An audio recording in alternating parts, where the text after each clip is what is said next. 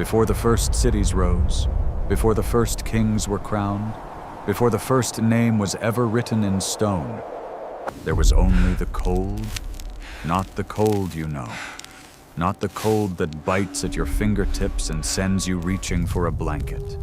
This was something older, something alive, a cold that pressed against the walls of every shelter, that crept beneath every hide, that whispered through every crack in every bone of every creature that dared to exist beneath that ancient, indifferent sky. This was the cold of a world that had not yet decided whether it wanted men to live in it at all. And into that world, into that vast, frozen, merciless expanse, human beings woke up every single morning and chose to survive.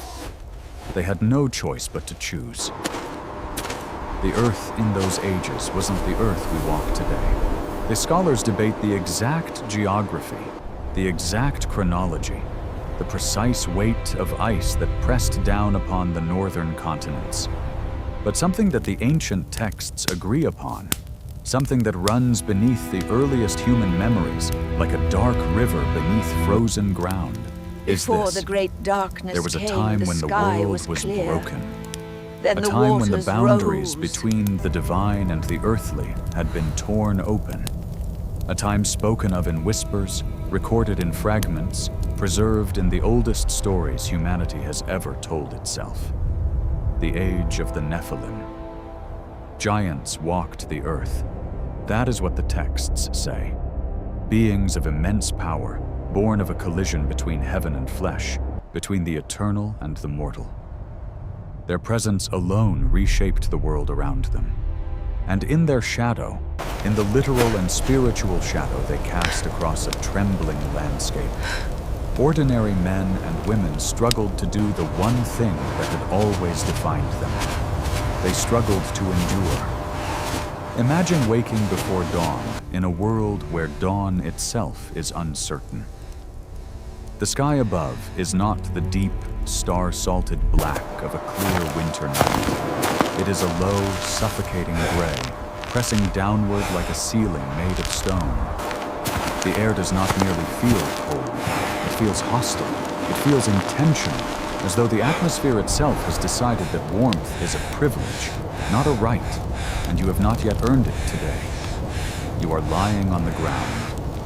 Beneath you, a layer of dried grass and animal skin, thin protection against the permafrost that begins only inches below. Around you, pressed together for heat, are the people you love most in the world, your children, your kin, the people whose breath you can hear in the darkness, small and fragile clouds rising and dissolving in the frozen air. You count those breaths, not consciously, but some part of you counts them, because you know, as every human being in that age knew, that a breath that stops in the night does not always start again by morning. You rise. You have to. The fire is dying. Fire was not a luxury in the age of the Nephilim. Fire was not ambiance. Fire was not warmth for comfort's sake. Fire was the absolute, uncompromising line between the living and the dead. A fire that went out in the deep of winter was not an inconvenience. It was a sentence. Communities that lost their fire in the coldest months could die within days. Not from starvation, not from predators, but simply from the cold consuming them from the outside in, degree by terrible degree, until the body surrendered what the will refused to release. So you feed the fire. You feed it with wood you gathered in autumn, stacked and protected and counted like gold. Because it was gold. Every piece of fuel was a calculation. Every log was a decision. Burn it now and be warm tonight. 2, or save it and 3, risk the deep freeze that 4 is coming. days, perhaps. The ancient mind need was not more. primitive in the way we sometimes imagine. It was precise. It was tactical. It had to be. Sentimentality about warmth was a death wish. The structure you live in is built low to the ground. Low because the wind above is a predator, and the entrance faces away from the prevailing winds. a detail learned not from books, but from generations of frozen corpses that taught the living which direction to never face an opening. The walls are thick with packed earth, layered hide, woven reeds where reeds could be found, bone where bone was available. Every gap is a wound. Every gap lets the cold inside. And so hands that are cracked and bleeding from months of dry, savage air press mud into those gaps. Press fat into those gaps. Press anything that holds the warmth inside and the darkness out. The children wake. They do not complain about the cold the way a modern child might. They have never known anything else. The cold is not an aberration to them. It is the world. They dress without being told, layering what they have. Animal skins that smell of smoke and old fat, and the particular musk of creatures long dead. The pelts of wolves, of bears, of deer, of whatever the hunters were able to bring down before the deep freeze made hunting nearly impossible. Those skins are worked soft over countless hours of scraping and stretching and treating with brains and fat. A process so labor-intensive that a single good winter hide represented days of human effort. Wearing it was not fashion. Wearing it was survival-made textile. Outside, the landscape is almost incomprehensibly vast and almost entirely hostile. In the valleys, drifts of snow have buried landmarks that existed just weeks ago. The river is frozen solid, which means the water supply is now labor, not flow. You do not fill a vessel. You hack at ice with whatever tool you have, gather the broken chunks, you bring them inside, melt them over the fire. Every cup of water costs fuel. Everything costs fuel. Every act of survival in winter is a transaction with the fire, and the fire demands constant payment.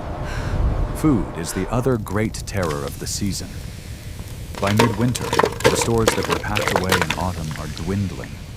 Dried meat, dried fish where rivers had offered them, roots buried in clay pots beneath the floor, berries rendered into dense, calorie-heavy cakes, seeds that were ground and stored, nuts hidden the way a mind hides its most valuable memories, in multiple places, in case one cache is lost. Ancient peoples understood nutrition with a sophistication that has nothing to do with science and everything to do with consequence. They knew which foods kept through winter, and they knew which foods rotted and which ones fermented into something still edible. They knew, in the cellular, ancestral knowledge of a people who had survived 10,000 winters, exactly how much a body needed to endure the cold without burning itself alive from the inside. But knowing is not having. And in the age we are speaking of, in the age of the Nephilim, when the earth itself seemed to groan under the weight of what walked upon it, knowing could not always save you from the season. Hunger in deep winter is not the hunger of a missed meal. It is an erosion. It is the body slowly choosing which parts of itself to consume. First the stored fat, if there is any. Then the muscle. The mind grows strange in sustained cold and sustained hunger together. The ancient accounts, translated through layers of myth and metaphor, I'd speak of visions, of voices, of the boundary between the living world and the spirit world growing thin in winter, the way ice grows thin in the first breath of spring. Whether those visions were spiritual encounters or the physiological symptoms of a body under catastrophic stress, we cannot say with certainty. Perhaps the people who experienced them could not say either. Perhaps they did not draw the distinction. The Nephilim loom over all of this like a second sky. Whatever they truly were, whether they were the beings of divine human origin described in the oldest scriptures, or whether they were something stranger and older that the human mind reached for the only language available to describe, their presence in the ancient world was not abstract. Their presence was physical. It was felt in the ground. No, it was felt in the hierarchy of fear that existed in those ancient communities. Because a world that already contained wolves and cave lions and the killing cold also contained something else. Something that human weapons were not designed to stop. Something that human shelters were not designed to withstand. To survive the winter was already a war. To survive the winter in the shadow of the Nephilim was something beyond war. It was an act of almost incomprehensible defiance against a world that seemed to want humanity erased. And yet, they built their fires. They scraped their hides. They fed their children in the darkness. They pressed together for warmth, not just for the physical heat of bodies close together, but for something that cannot be measured in calories or degrees. The warmth of knowing you are not alone in the dark. But the stories they told around those fires were not entertainment. They were technology. They were how knowledge traveled across generations in a world without writing. The old woman who knew which roots would kill you and which would keep you through a starving month. She was as vital as the strongest hunter. The elder who remembered where the tribe had sheltered 3 winters ago, before the great ice shifted. He carried information worth more than any weapon. This is perhaps the most extraordinary thing about those ancient people. Not their strength, though they were strong. Not their endurance, though it staggers the modern imagination.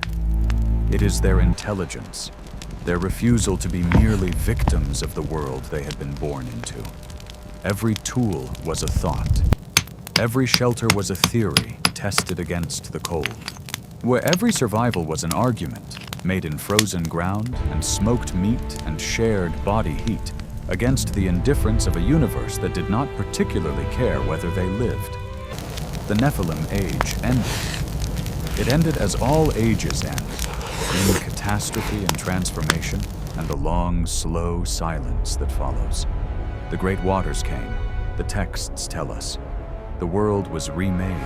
The giants were swallowed by time and myth and the deep earth.